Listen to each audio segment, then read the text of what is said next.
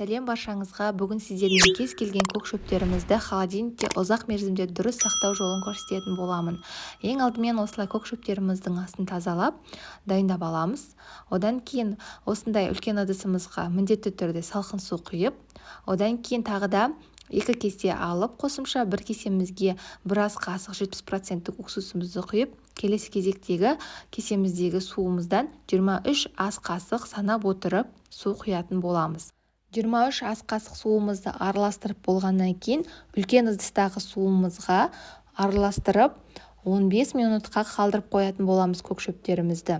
Бұлай жасау себебіміз уксус қосылған су көк шөптеріміздің құрамындағы керек емес зиянды заттардың барлығын өлуіне және де холодильникте 1 аптаға дейін қытырлап жасыл күйінде сақталуына көмектеседі.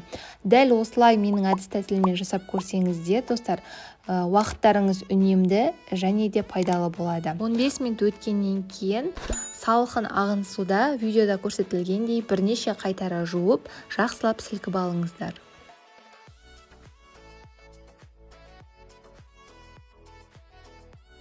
Жуылған көк шөптерімізді осылай видеодағыдай ұсақтап турап, арнайы пластмасс ыдыстарға бөлек-бөлек холодильникте сақтайтын боламыз.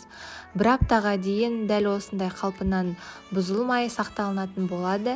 Еш уайымдамай, дәл осы тәсілмен жасап көріңіздер.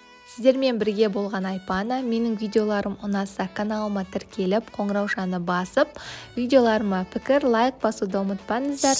Назарларыңызға рахмет, және де қазақша контенттің дамуына өз үлестеріңізді қосыңыздар.